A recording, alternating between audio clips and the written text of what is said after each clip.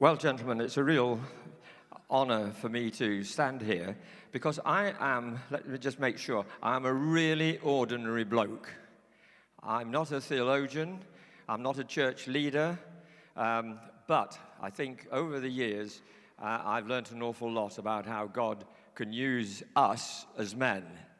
And I'd like to share some of it with you, if I may. I'm going to do this talk in three parts. First of all, to give you a little bit of background about me.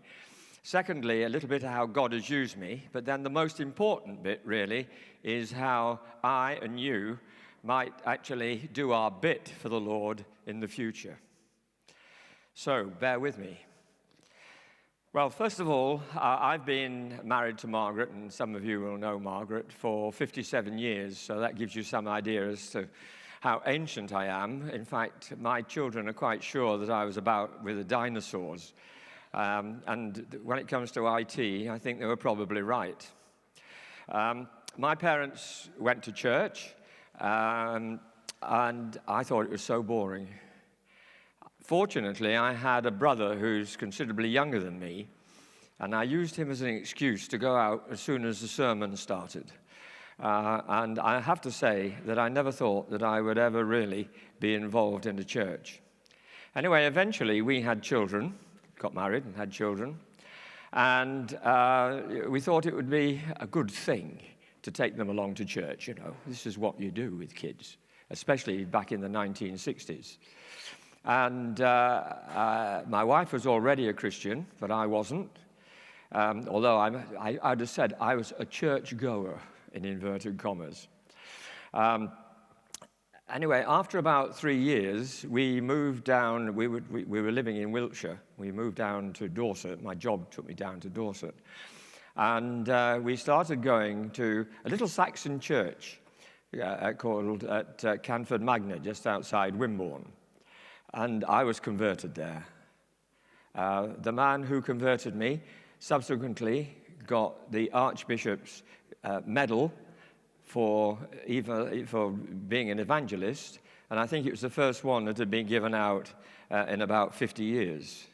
He was the Canon John Collins, a fantastic man who, after he left the church that I was at, went to Holy Trinity Brompton. And he had Sandy Miller as his curate there. And I think we all know what happened after that with Alpha and the fact that that's had such a dramatic effect on so many people over so many years. Anyway, after I was converted, I was asked if I'd get involved with the church, so I did. I did Sunday school once every so often for kids. I led a home group. I was a Christian Viewpoint for Man organizer for Wimborne. I was on the church PCC. I went with John on a couple of missions, one to Malmesbury, one to Cambridge University, one to Surrey, one to Kingswood in Bristol. So that was churchy stuff. As I say, all these were churchy things with churchy people. With the exception of the missions, obviously, when one was going to people who really probably were church-goers, but hadn't actually found the Lord yet. But I got on with my life. I was very fortunate in that I worked for ICI, Agricultural Division, for nearly 30 years. But that was it. I had a wonderful job, thoroughly enjoyed it. It was at the time when the UK, believe it or not, was struggling to feed itself. But eventually, of course, we got into the EU, and then surpluses started mounting up. And then I could see the writing on the wall, because no longer were they looking for wheat yields of 4 ton per hectare, 4 ton per acre, etc. And I could see that my time in ICI was going to be limited. But anyway, I was made redundant. I was offered another job at ICI, which I didn't actually much want. So I took a little bit of silver handshake and disappeared. Well, actually, I think it was probably bronzy, but anyway, it was a handshake. And so someone in my home group, when I was still wondering what I was going to do, asked me if I would manage a couple of small charities. And I said I would. One was for the furtherance of Christian religion, and the other was a medical research charity, only a small one. But cut a very long story short, a man from northern Uganda wanted funding to go to the Pan-African Christian College in Nairobi. He'd written endless, if you've ever had anything to do with Africa or with India, you'll know you can be absolutely inundated with requests. And they all end up in the waste paper basket. But one came through, and I was running this charity, which was a little bit different. And I kept on looking at it, and in the end, I think the Lord prompted me to take it to the trustees of the charity. And I said, I think this is a bit different. Well, they asked me if I would check the man out, and Uganda, or that part of Uganda, was linked with York Diocese. So we went through all the kind of paraphernalia trying to find out what he was, because he was an evangelical. He wasn't anything to do with the Church of England, etc. But in a place like Uganda, everybody knows everybody and what they're up to. Anyway, the answer was that we eventually decided that we would support him. He went to the Pan-African Christian College. He became a pastor, but then decided that that wasn't really for him. He knew at that stage, and we're going back now nearly 20 years, that the Lord's Resistance Army was actually terrorizing people in northern Uganda, southern Sudan, and the kind of eastern part of, the western part, sorry, of Kenya. And the result was that he decided that he would see what he could do to actually help these people get rehabilitated. And he started a charity.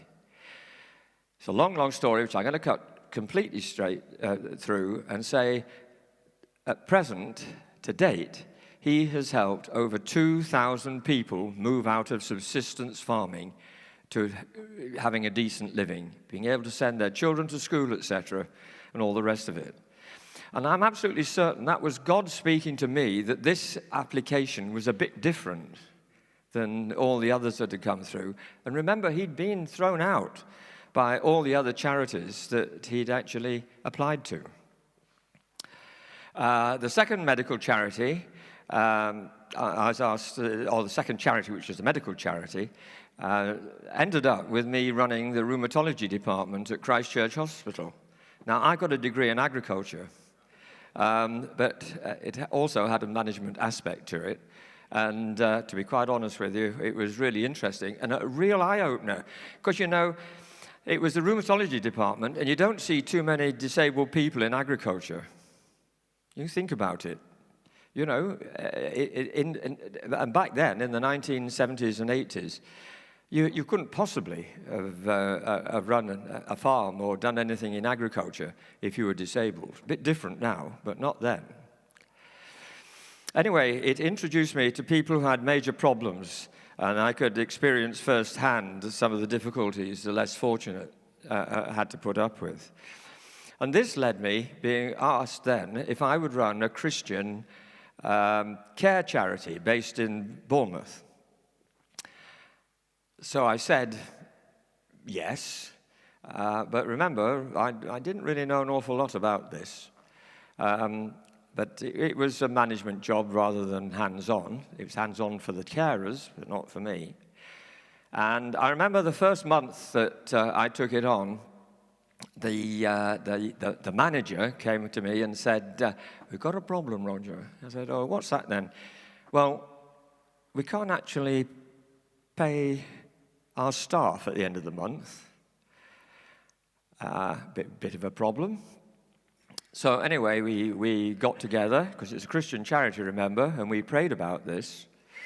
And believe it or not, by the end of the month, somebody, somewhere, had put a fairly large check into the account, and we could pay everybody. And that struck me as something which, you know, the Lord is no man's debtor.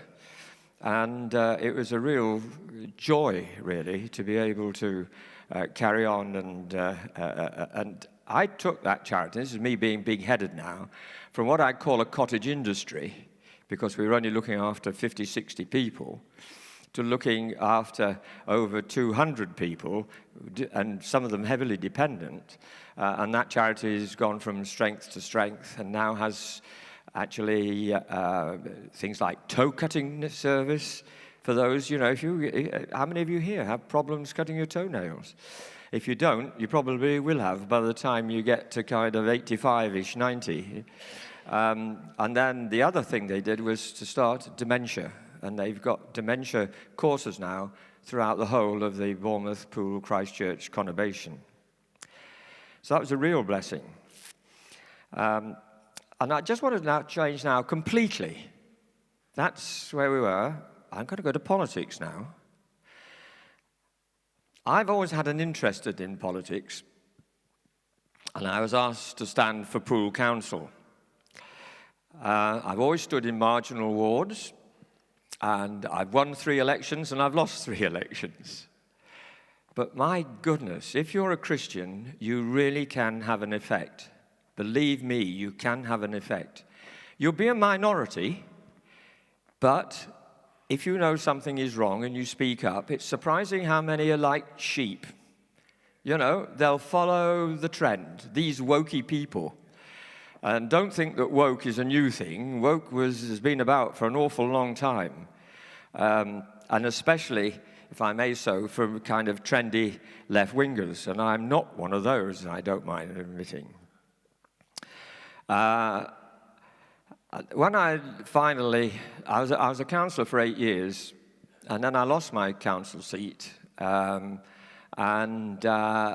then became a school governor in a deprived area of Hamworthy in Poole, which has one of the top, I think we're certainly in the top 15 deprived areas in the whole of the UK.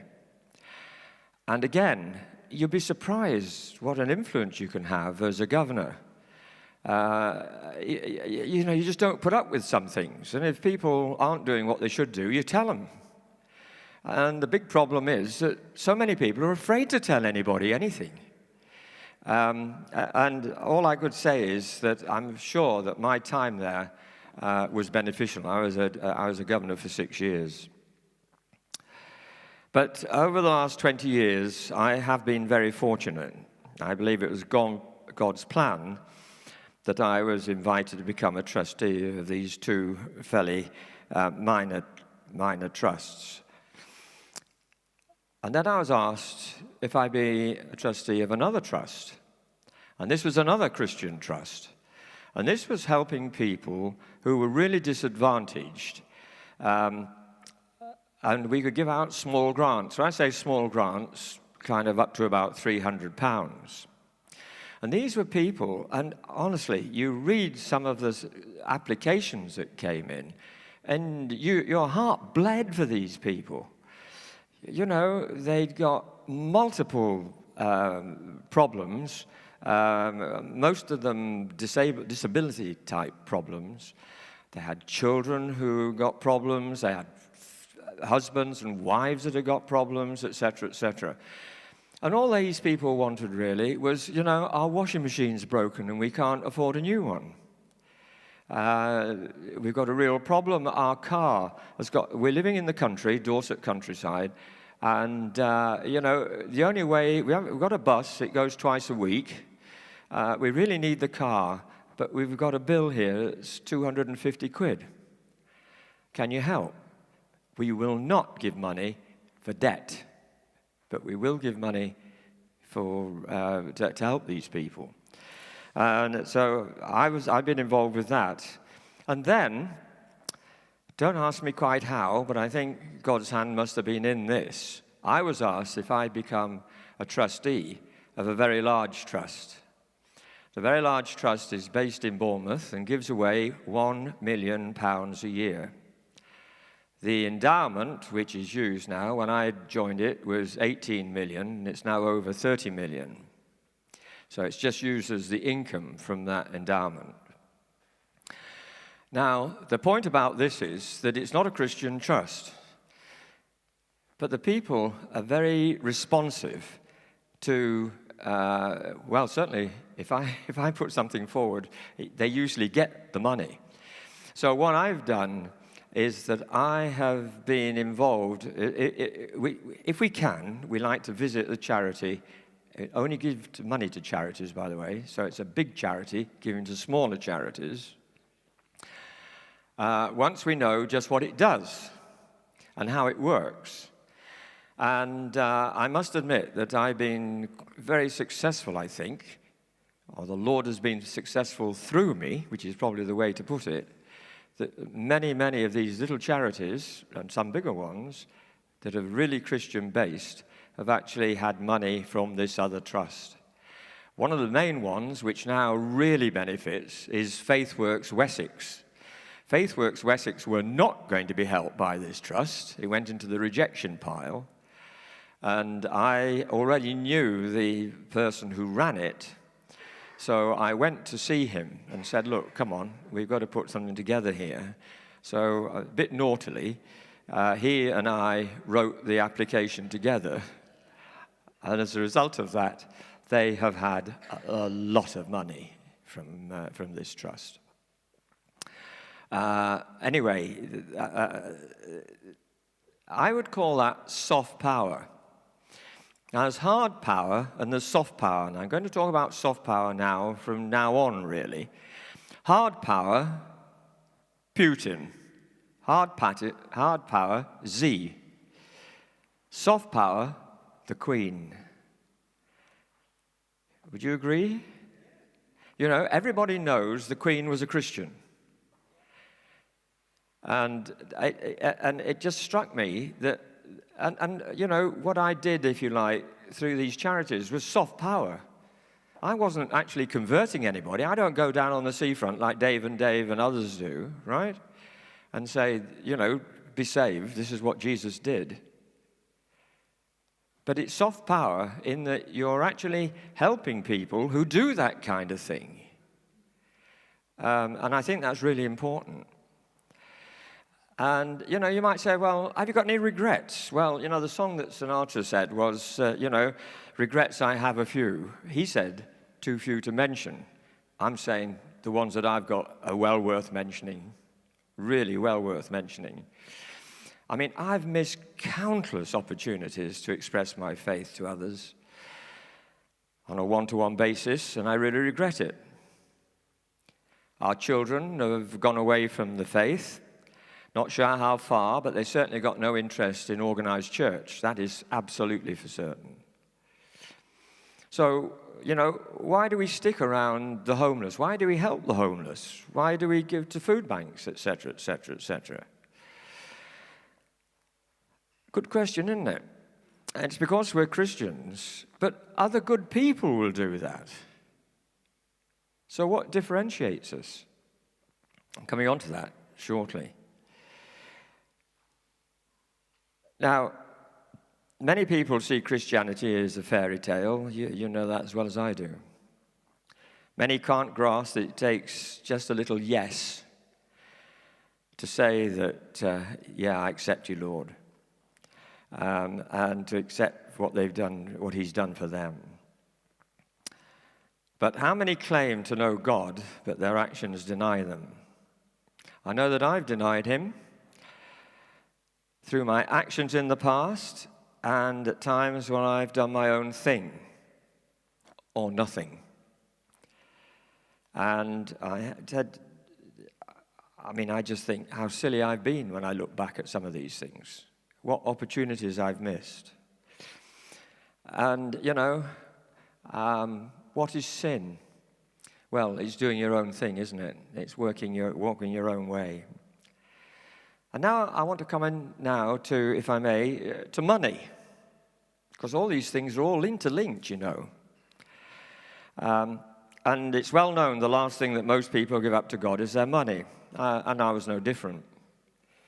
However, shortly after I became a Christian, this little Saxon church, a new housing estate was being built in a district called Merley.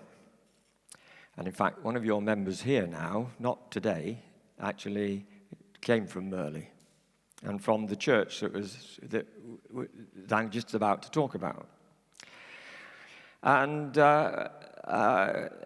the vicar asked us to go away and consider what, as individuals, we might give as seed money so that they can say, look, we've got a quarter of this or a third of it, and we can go to a bigger trust and ask if they would help us with the remainder. So we went home, Margaret and I, and we thought about it, and we decided on a figure that we thought we could afford. And we came along to church the following week, and the vicar said, have you all thought about it? Nods all through. He said, right, now what I want you to do, I want you to double it. And we did. This wasn't instant. This was over a kind of 3-year period. And to be absolutely honest with you, that church was built and has served that district incredibly well. And since then, we have never, ever been short of money. And there's a lesson there for all of us. This doesn't want to sound kind of boastful, but it isn't. It's not supposed to be. But I keep a very clear tab on what we spend on everything. I've got a spreadsheet, and it goes on at the end of each month, and probably many of you do the same. And at the end of the year, it has to do for tax and all the rest of it. And for the last 10 years, the largest figure has been giving. And I just bless the Lord. I just say, Lord, you've given us this money. Let us give it back. And we give it to local charities and obviously to the churches that we attend. And I think that's a real blessing. And I want to come now, if I may, to how do people know we're Christians? But before that, I'm just going to tell you a little story about last Lent. Now, you know, what do you do at Lent? You give something up, yes? That's what the kind of general kind of consensus is, isn't it? Well, at our church, one of the ministers was asked to put together something for Lent for the congregation.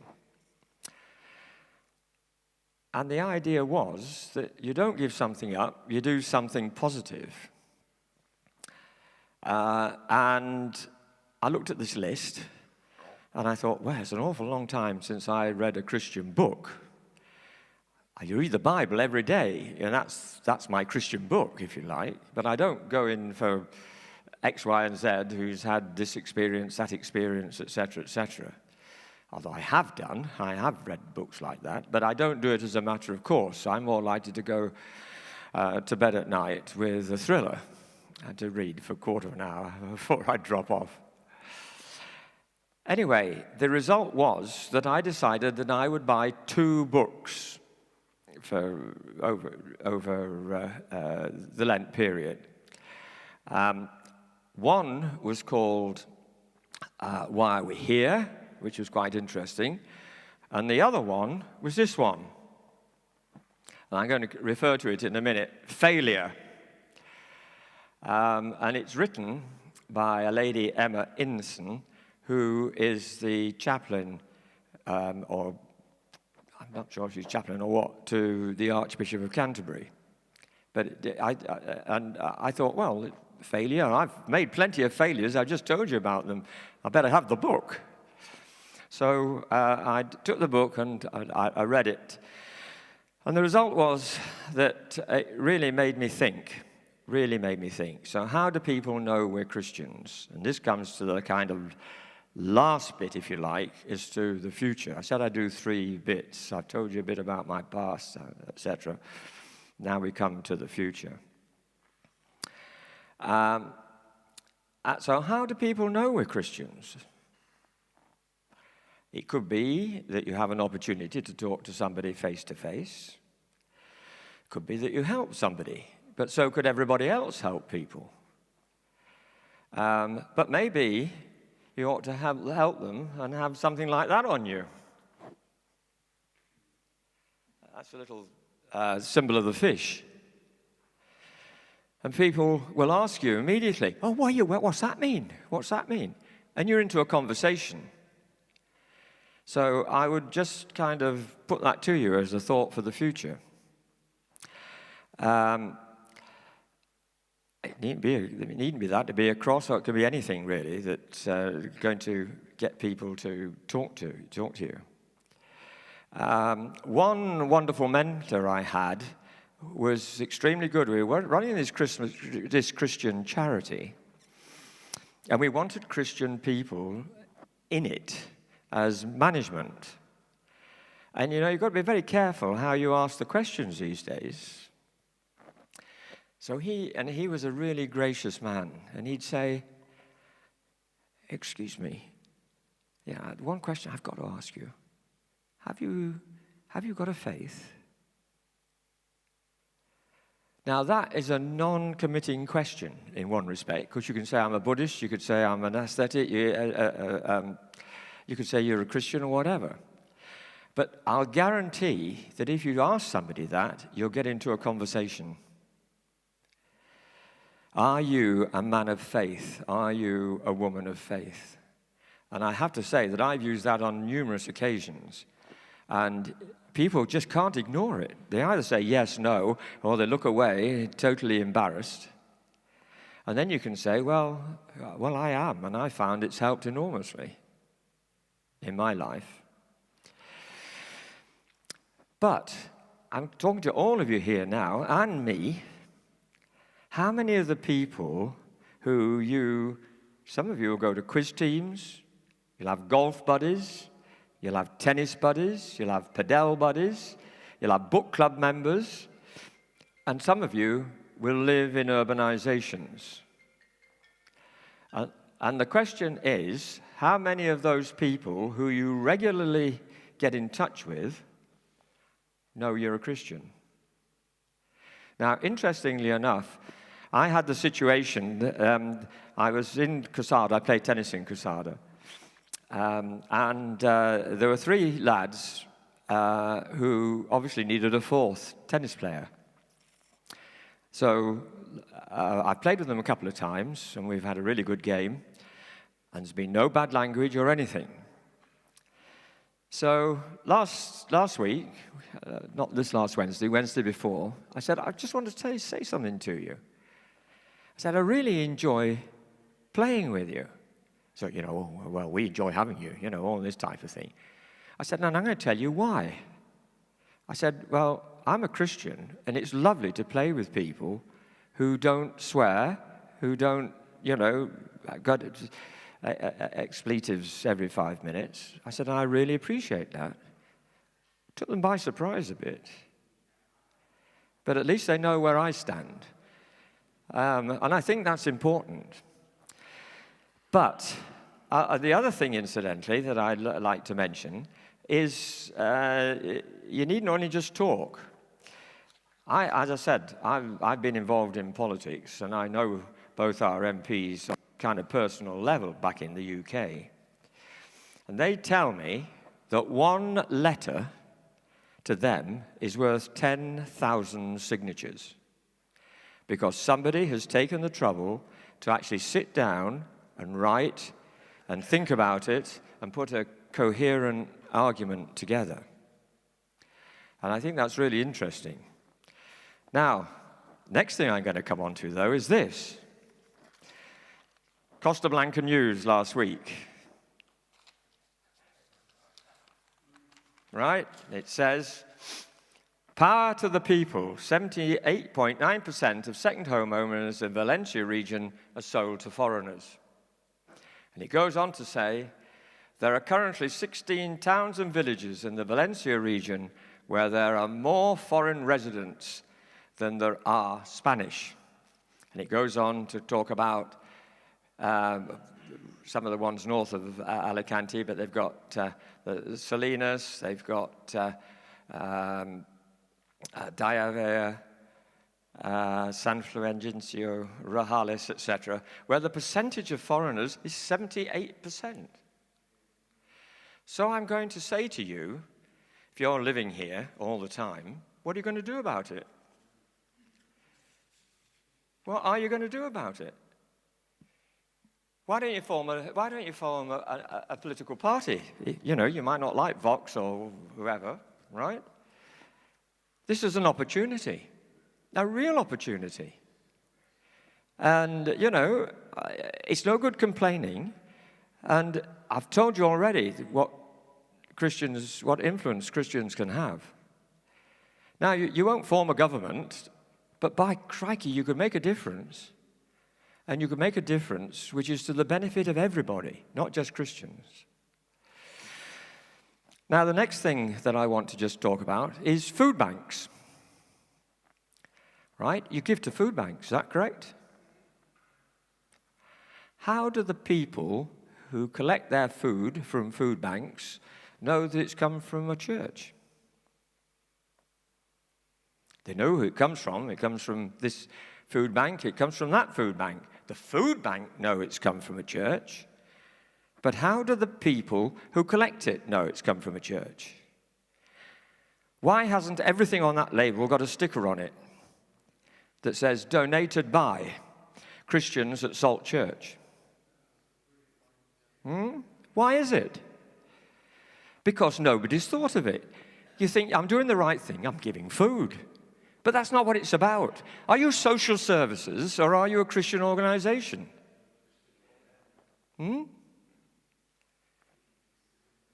So, anyway, just a few thoughts for you. Now, the last thing I just want to say is I want you to have a little bit of thought about when you die. Now, we're all going to die. And the question is, what are you going to do with your money? Sorry? Go for it. Excuse me. Well, you'll all have, well, not all, but most of you will have children. Some of you will have grandchildren. So what Margaret and I have done, and I'm not suggesting this is right for everybody, we have decided what we think is a reasonable amount of money for all these various people to have. And then we've decided that what is left as a residue, as long as it's a reasonable amount, we're going to put into our own trust, right? The endowment won't be the 30 million that I was talking about, but it might be reasonable. And then we can use the money that will bring in every year to actually give away to the Christian charities. Now, there's two ways of doing it. We could either say, look, we've got this and we've got 5 charities, so we'll divide all the money that we've got left over by 5 and they'll all have that. End of story. But I've found that that isn't the way that charities really would like to receive money. They would like it on a kind of regular basis, year after year after year. So we've decided that that's what we're going to do. And our children have agreed, and they know what we've got in mind, and they will act as trustees, but we have said which charities we would like to go to, but they can add to it if they so wish. And if they've got money, and I'm going to see my brother when I get back, who's very much better off than I am, to say to him, look, if you want to put money into this, it becomes a Gregory family charity. And you can do whatever you want, and you can become a trustee. But I just put it to you, because I think it's something that's think about how you can influence after you've gone. And I think that's quite important. And then I just want to come to this little book here there's one other thing. Talking about these food banks, we have the same problem in the UK. Sorry. Yeah, I'm sorry, I'll shut up. So what I did, I decided I'd buy some little books called Try Praying. And I gave 50 to the food bank. You can just lay them out. You can't give them to people for them to take. They've all gone. They all went in about 3 months. So it just shows you again, that it's something there. Well, I want to finish now. You'll be delighted to know. I just, from that book, I just want to mention a couple of things. What kinds of failure are you most aware of in your own life? Lack of success is doing or achieving nothing. This is from the book, not from me. Fear is that we will be embarrassed or ashamed. Have I changed since I became a Christian?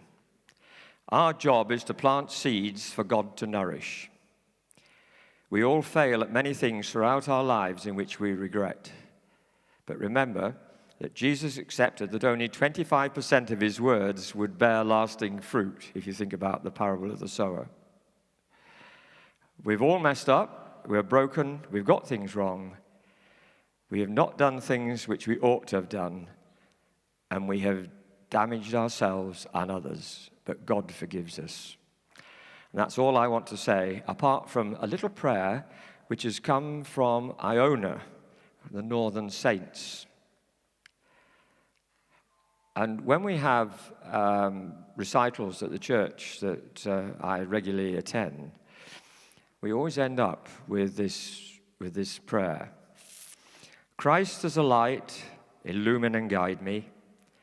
Christ as a shield, overshadow me and cover me. Christ be under me, Christ be over me. Christ be beside me, on my left and my right. Christ be before me, behind me, around me.